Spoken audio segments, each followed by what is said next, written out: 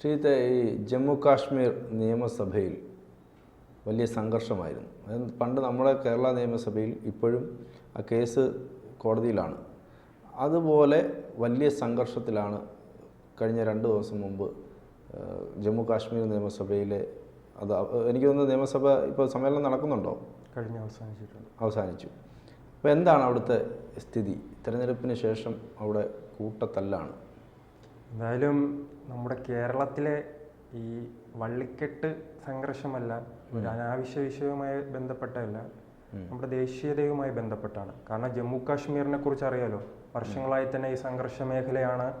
പല വിഘടനവാദികളും അവരെ സപ്പോർട്ട് ചെയ്യുന്ന പല സർക്കാരുകളും ഉണ്ടായിട്ടുണ്ട്.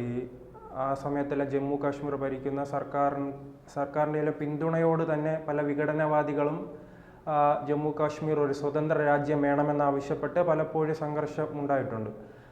അറിയാലോ, കല്ലെറിയും, സൈന്യത്തിനെതിരെ വലിയ കല്ലെറിയും ആക്രമണങ്ങളും കൊലപാതകങ്ങളും നടക്കുന്ന ഒരു സ്ഥലമാണ് ജമ്മു കാശ്മീർ. അതിനിടയിലാണ് 2019 ഓഗസ്റ്റ് 6-ന് 370 വകുപ്പ് എടുത്തു കളയുകയും 335 എടുത്തു കളയുകയും ലഡാക്ക് ഉൾപ്പെടെയുള്ള കേന്ദ്ര ഭരണപ്രദേശം നിലവിൽ വരികയും ചെയ്തു. അതിനുശേഷം ജോണേട്ടനെ അറിയായിരിക്കും, ആ പ്രദേശം സമാധാനമായ ഒരു രീതിയിലേക്ക് പോകുന്നു, ടൂറിസം വികസിക്കുന്നു.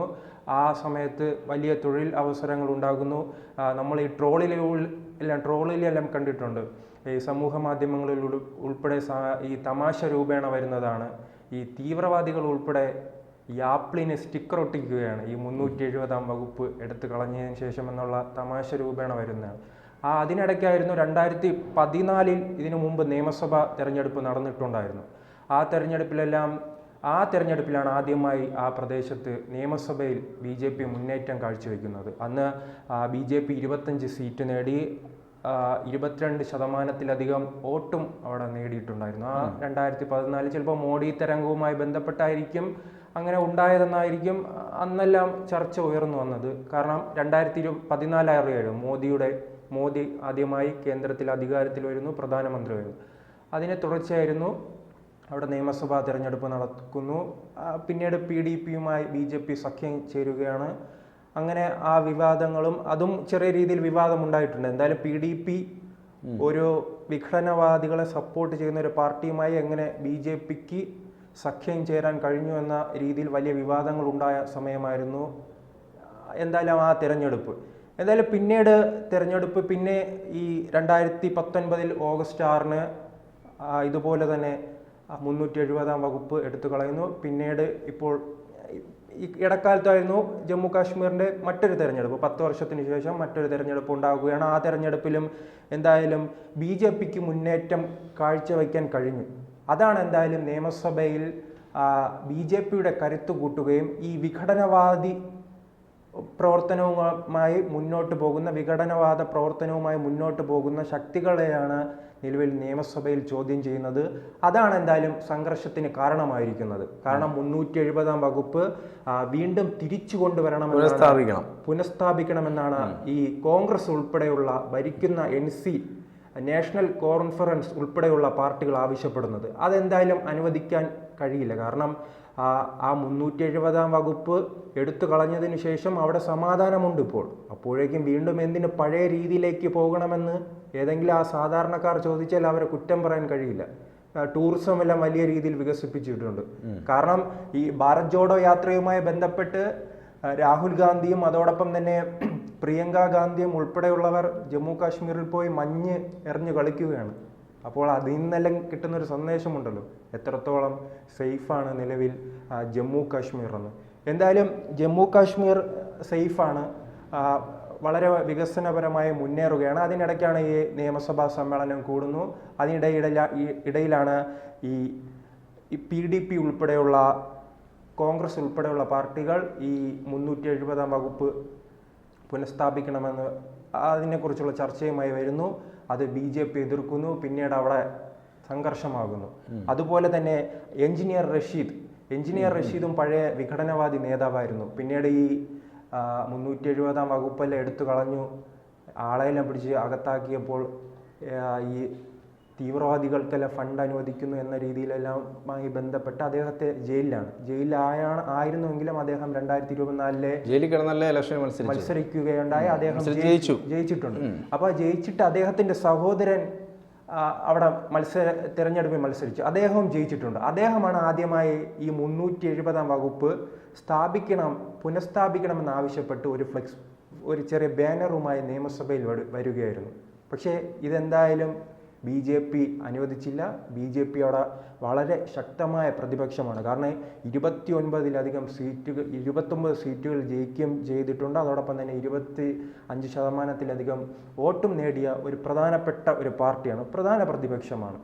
അപ്പോൾ ഈ MLA മാർ എതിർക്കുന്നു, അതിനുള്ളിൽ സംഘർഷം നടക്കുന്നു.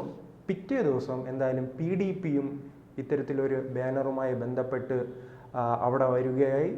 വീണ്ടും സംഘർഷമാണ്. എന്തായാലും സംഘർഷങ്ങൾ ഉണ്ടായാലും ശക്തമായ ഒരു പ്രതിപക്ഷമായി മാറുവാൻ എന്തായാലും ജമ്മു കാശ്മീരിൽ BJPക്ക് കഴിഞ്ഞിട്ടുണ്ട്. അവർ എന്തായാലും അടുത്ത വരുന്ന തെരഞ്ഞെടുപ്പുകളിൽ മുഖ്യമന്ത്രി സ്ഥാനാർത്ഥിയെ ലക്ഷ്യം വെച്ചാണ് പ്രവർത്തിക്കുന്നത്. തങ്ങൾക്ക് അവിടെ ജമ്മു കാശ്മീർ BJP ഭരിക്കണമെന്ന ലക്ഷ്യത്തോടെയാണ് അവർ മുന്നോട്ട് പോകുന്നത്. അതിനുള്ള പ്രവർത്തനങ്ങൾ നിലവിൽ തന്നെ ആരംഭിച്ചിട്ടുണ്ട്. ഇപ്പോൾ തന്നെ ഈ ജമ്മു മേഖലയിലാണ് BJPക്ക് ശക്തി കൂടുതൽ. കാശ്മീർ മേഖലയിൽ BJPക്ക് വളരെ ശക്തി കുറവാണ്. അപ്പോൾ ആ മേഖലയിൽ പക്ഷേ 2 സീറ്റിലധികം ഈ വളരെ മുന്നേറ്റം കാഴ്ചവെക്കുക. അത് കാശ്മീർ അറിയുമല്ലോ, കാശ്മീർ എന്ന് പറയുമ്പോൾ മുസ്ലിം ഭൂരിപക്ഷ മേഖലയാണ്. ആ മേഖലയിൽ എന്തായാലും BJPക്ക് മുന്നേറ്റം കാഴ്ചവെക്കുക 2 മണ്ഡലത്തിലധികം കഴിഞ്ഞിട്ടുണ്ട്. അത് ഈ മുത്തലാഖുമായി ബന്ധപ്പെട്ട് വലിയ പ്രചരണമെല്ലാം അവിടെ ഉണ്ടായിട്ടുണ്ട്. കാരണം ഈ മുസ്ലിം സ്ത്രീകളുമായി ബന്ധപ്പെട്ട് മുത്തലാഖ് നിരോധിച്ചതിലൂടെ BJP അനുകൂലിക്കുന്ന വലിയ വിഭാഗം സ്ത്രീകളുടെ വോട്ടുകൾ ഈ തെരഞ്ഞെടുപ്പിൽ BJPക്ക് ലഭിച്ചെന്ന കണക്കുകൂട്ടലുണ്ട്. ആ കണക്കുകൂട്ടലിൽ തന്നെ ഇപ്പോഴുണ്ടായ മുന്നേറ്റം അടുത്തു വരുന്ന നിയമസഭാ തെരഞ്ഞെടുപ്പിലും കാഴ്ചവെക്കാൻ കഴിഞ്ഞാൽ തങ്ങൾക്ക് ജമ്മു കാശ്മീർ ഭരിക്കാമെന്ന പ്രതീക്ഷയും BJPക്കുണ്ട്. അവർ അതിൻ്റെ പ്രവർത്തനവുമായി മുന്നോട്ട് പോകുന്നു. ഇപ്പോൾ ആ ജമ്മു കാശ്മീരിൻ്റെ പൂർണ്ണമായും നോക്കുന്നത് രാം മാധവാണ്. 2014 രാം മാധവിനായിരുന്നു ആ ചുമതല. കാരണം RSSൽ നിന്നും ഈ BJPയിൽ നൽകുന്ന പ്രചാരകരുണ്ടല്ലോ, ഈ ഓർഗനൈസിങ് സെക്രട്ടറി, അതുപോലെ ആ മേഖലയെ നോക്കുന്ന ആളാണ് രാം മാധവ്. അദ്ദേഹം തന്നെയാണ് നിലവിലും ആ മേഖലയെ നോക്കുന്നത്. എന്തായാലും വരുന്ന തെരഞ്ഞെടുപ്പുകളിൽ അവിടെ മുന്നേറ്റം കാഴ്ചവെക്കാൻ കഴിയുമെന്ന് പറയുന്നു. അതോടൊപ്പം തന്നെ കൂട്ടിച്ചേർക്കാനുള്ളത് 370 വകുപ്പ് പുനഃസ്ഥാപിക്കണമെന്ന് നേരത്തെ കോൺഗ്രസ് ആവശ്യപ്പെട്ടതായി ഞാൻ സൂചിപ്പിച്ചിരുന്നു. പക്ഷേ ഇപ്പോൾ നരേന്ദ്രമോദിയും പുനഃസ്ഥാപിക്കില്ല എന്ന് അമിത്ഷാ പറഞ്ഞിട്ടുണ്ട്. അതിലേക്കാണ് വരുന്നത്. ഇപ്പോൾ നടക്കുന്ന 2 തിരഞ്ഞെടുപ്പുകളിൽ അതും പ്രധാന ചർച്ചാ വിഷയമാണ്. നരേന്ദ്രമോദിയും അതോടൊപ്പം തന്നെ ആഭ്യന്തരമന്ത്രി അമിത്ഷായും ഉൾപ്പെടെയുള്ളവർ പറയുന്നത് രാഹുൽ ഗാന്ധിയുടെ 4 തലമുറകൾ വിചാരിച്ചാൽ പോലും 370 വകുപ്പ് ഈ ജമ്മു കാശ്മീരിൽ തിരിച്ചു കൊണ്ടുവരാൻ കഴിയില്ലെന്നാണ് എന്തായാലും അമിത്ഷായും നരേന്ദ്രമോദിയെല്ലാം പറയുന്നത്. എന്തായാലും ഇപ്പോൾ ഒരു സമാധാനപരമായ അന്തരീക്ഷത്തിലൂടെയാണ് ജമ്മു കാശ്മീരിലെ ജനങ്ങൾ കടന്നു പോകുന്നത്. അതിനെ തകർക്കുവാനാണോ ഈ കോൺഗ്രസ് ഉൾപ്പെടെയുള്ള അവർ ഭരിക്കുകയാണല്ലോ, ആ ഇന്ത്യ മുന്നണിയുടെ ലക്ഷ്യമെന്ന് നാം സംശയിക്കേണ്ടിയിരിക്കുന്നു. പക്ഷെ അവിടെ ശക്തമായ ഒരു പ്രതിപക്ഷം നിലവിൽ ഉണ്ടായിരിക്കുന്നു. ഞാൻ മുൻപ് സൂചിപ്പിച്ചതുപോലെ തന്നെ വലിയ മുന്നേറ്റമാണ് അവിടെ ഉണ്ടായിരിക്കുന്നത്. അതിനോടൊപ്പം തന്നെ ഈ കോൺഗ്രസിൻ്റെ അവിടുത്തെ പിന്നോട്ടുള്ള പോക്ക് നാം ശ്രദ്ധിക്കണം. കാരണം 2014 നിയമസഭാ തെരഞ്ഞെടുപ്പിൽ അവിടെ 12 സീറ്റായിരുന്നു കോൺഗ്രസിന് ഉണ്ടായിരുന്നത്. 18% വോട്ടും നേടിയ പാർട്ടിയാണ് കോൺഗ്രസ്. മറിച്ച് ഈ 370 വകുപ്പുമായി ബന്ധപ്പെട്ട് കോൺഗ്രസ് വലിയ സമരങ്ങളെല്ലാം ചെയ്തിട്ടുണ്ട്. പക്ഷെ അതിനെ അവിടുത്തെ ജമ്മു കാശ്മീരിലെ ജനങ്ങൾ പൂർണ്ണമായി തള്ളിക്കളയുന്നതാണ് ഈ കഴിഞ്ഞ തെരഞ്ഞെടുപ്പിൽ കണ്ടത്. കാരണം അവിടെ 12 സീറ്റ് മാത്രം, കഴിഞ്ഞോടെ 12 സീറ്റ് നേടിയെങ്കിൽ നിലവിൽ 6 സീറ്റ് മാത്രം നേടാനും കഴിഞ്ഞിട്ടുള്ളൂ. വോട്ട് ശതമാനവും ഗണ്യമായി കുറഞ്ഞിട്ടുണ്ട്, വെറും 11% എത്തി നിൽക്കുകയാണ്. അങ്ങനെ കോൺഗ്രസിൻ്റെ അടിത്തറ തന്നെ ജമ്മു കാശ്മീരിൽ തകരുന്ന സാഹചര്യമുണ്ട്. അത് നമുക്കറിയാം, ഉത്തരേന്ത്യയിലെ പല മണ്ഡലങ്ങളിലും പല സംസ്ഥാനങ്ങളിലും ഇപ്പോൾ കോൺഗ്രസിൻ്റെ അവസ്ഥ ദയനീയമാണ്. ഇപ്പോൾ ഇന്ത്യ മുന്നണി വലിയ മുന്നേറ്റം കാഴ്ചവെച്ചു എന്ന് പറയുമ്പോഴും ഇപ്പോൾ ഉത്തർപ്രദേശിലറിയാം, അവിടെ SP-യുടെ കഴിവിലാണ് എന്തായാലും കോൺഗ്രസിന് വലിയ ലോക്സഭയിൽ മുന്നേറ്റം കാഴ്ചവെക്കാൻ കഴിഞ്ഞത്. അത് മഹാരാഷ്ട്രയിലേക്ക് വരുമ്പോഴും ശിവസേനയുടെയും അതോടൊപ്പം തന്നെ ശരത് പവാർ NCPയുടെയും കരുത്തിൽ അവർക്ക് മുന്നേറ്റമുണ്ടായി. നാം തമിഴ്നാട്ടിലേക്ക് പോവുകയാണെങ്കിലും തമിഴ്നാട്ടിലും സ്റ്റാലിൻ്റെ കഴിവിലാണ് ലോക്സഭാ തെരഞ്ഞെടുപ്പിൽ വലിയ മുന്നേറ്റം കാഴ്ചവെക്കാൻ കഴിഞ്ഞത്. അത്തരത്തിൽ